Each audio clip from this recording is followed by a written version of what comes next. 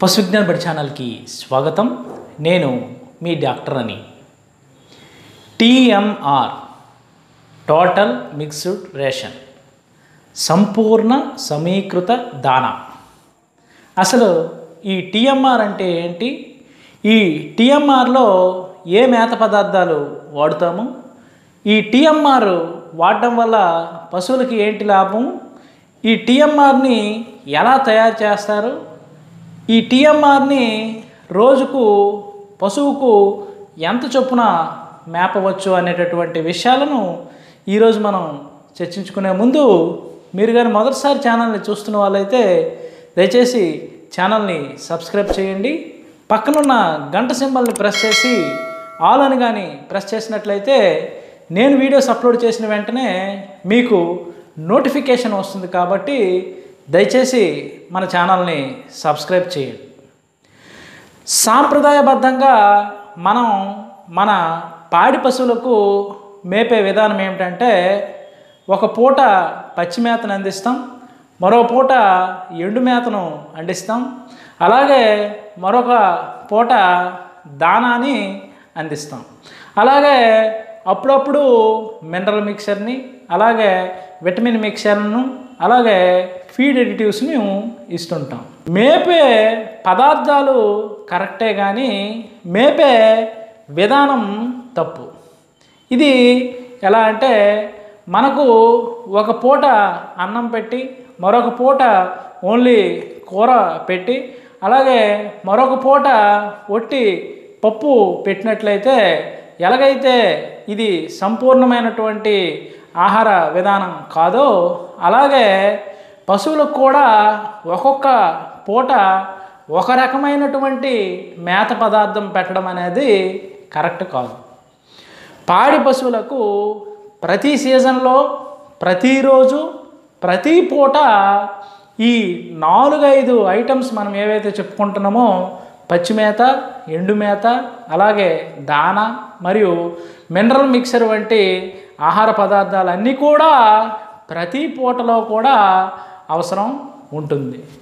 So ఈ మేత పదార్థాలు అన్నిటినీ కలిపి ప్రతి పూట ఒక మేతగా అందించేటటువంటి విధానాన్నే మనం టీఎంఆర్ ఫీడింగ్ సిస్టమ్ అని అంటాం.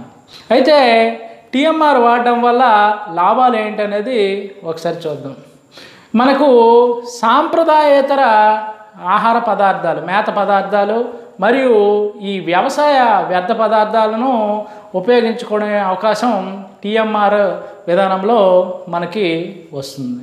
అలాగే మనం ప్రతి పూట పశువుకు కావలసినటువంటి సమతుల్యమైనటువంటి పోషకాలను మనం టీఎంఆర్ అందించడం ద్వారా పశువుకు అందుతాయి. అలాగే మనకి మేత వృధా అనేది తగ్గుతుంది. అలాగే పశువుకు జీర్ణం అనేది సులభంగా అవుతుంది. అందువల్ల మనకు డైజెస్టివ్ డిస్టర్బెన్సెస్ అనేవి టీఎంఆర్ పెట్టడం వల్ల ఉండవు. అలాగే వీటి వాడకం వల్ల మనకు ఒక 10 నుండి 15% గ్రోత్ రేట్ అనేది బాగా ఉంటుందనేది నిరూపితమైందండి. అలాగే ఈ టీఎంఆర్ వాడడం వల్ల మనం 15 నుండి 20% కాన్సన్ట్రేట్ మిక్చర్ వాడకాన్ని, అంటే దానా వాడకాన్ని మనం తగ్గించుకునేటటువంటి అవకాశం ఉంటుంది. సో టీఎంఆర్ ఫీడింగ్ చేయడం వల్ల ఈ లాభాలన్నీ ఉంటాయండి.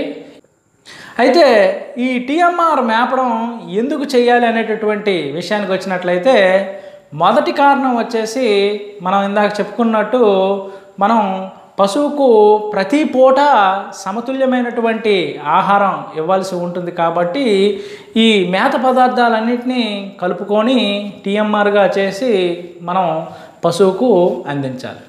రెండవ కారణం వచ్చేసి, దానా రేటు పెరగడం వల్ల పశు పోషణ ఖర్చు అనేది పెరిగిపోతుంది. కాబట్టి ఈ దానాకు బదులు ఆల్టర్నేటివ్ వాడుకోవలసినటువంటి అవసరం ఎంతైనా ఉంటుంది. కాబట్టి ఈ దానాకి ఆల్టర్నేటివ్ మనకి టీఎంఆర్గా ఉంది. కాబట్టి ఖచ్చితంగా మనం టీఎంఆర్ని వాడుకోవలసి వస్తుంది. అలాగే మరొక కారణం ఏంటంటే, మనకు వ్యవసాయంలో వచ్చేటటువంటి వ్యర్థ పదార్థాలు, ఉదాహరణకు మొక్కజొన్న చొప్ప, జొన్న చొప్ప, అలాగే మనకు సజ్జ చొప్ప, అలాగే కట్టెల విషయానికి వచ్చినట్లయితే కంది కట్టె, ప్రత్తి కట్టె, ప్రొద్దుతిరుగుడు కట్టె, ఈ పదార్థాలు మనం పంట తీసిన తర్వాత వీటిని వ్యర్థ పదార్థాలుగా భావించి మనం వీటిని కాల్చేస్తున్నాం. వీటిని సమర్థవంతంగా కానీ మనం వాడుకోగలిగినట్లయితే, అంటే పశువులకు మేతగా కానీ వాడుకున్నట్లయితే ఒక పక్క వీటి వృధాను తీర్చుకోవచ్చు, అలాగే మరోపక్క మనం పశువుకి మంచి పోషకాలు కలిగినటువంటి ఆహారాన్ని పశువులకు అందించినట్లు అవుతుంది. కాబట్టి వీటి వాడకం మనం టీఎంఆర్లో ఉపయోగించుకొని టీఎంఆర్గా పశువులకు అందించాల్సినటువంటి అవసరం ఉంది. ఈ టీఎంఆర్కి ఎటువంటి మేత పదార్థాలు వాడతామనేది ఒకసారి చూసినట్లయితే, ఇందులో 100 కేజీలకి ఎన్ని కేజీల చొప్పున ఏ పదార్థం కలుపుకోవాలనేది, వాడుకోవాలనేది ఇక్కడ పట్టికలో నేను ఇవ్వడం జరిగింది. ఇవి రకాల టీఎంఆర్స్ మనం తయారు చేసుకోవచ్చు. అయితే ఈ టీఎంఆర్ తయారీ చేయడానికి మనకి ఇటువంటి ఎక్విప్మెంట్ ఉంటుంది. ఈ టీఎంఆర్ తయారు చేయడానికి టీఎంఆర్ ఎక్విప్మెంట్లో 4 పార్ట్స్ ఉంటాయండి. ఒకటి చాపరు, రెండవది గ్రైండరు, మూడవది బ్లోయరు, అలాగే 4వది మిక్సర్. ఈ చాపర్ అనేది ఈ వ్యవసాయ వ్యర్థ పదార్థాలు, అంటే ఈ చొప్పలు, కట్టెలు అన్నిటినీ చిన్న చిన్న ముక్కలుగా కట్ చేస్తుందండి. అలాగే నెక్స్ట్ గ్రైండర్ వచ్చేసి, గ్రైండర్లో మనం నిర్దేశించినటువంటి దానా దినుసులను యాడ్ చేసినట్లయితే ఇది గ్రైండరు వీటిని చిన్న ముక్కలుగా గ్రైండ్ చేయడం అనేది చేస్తుంది.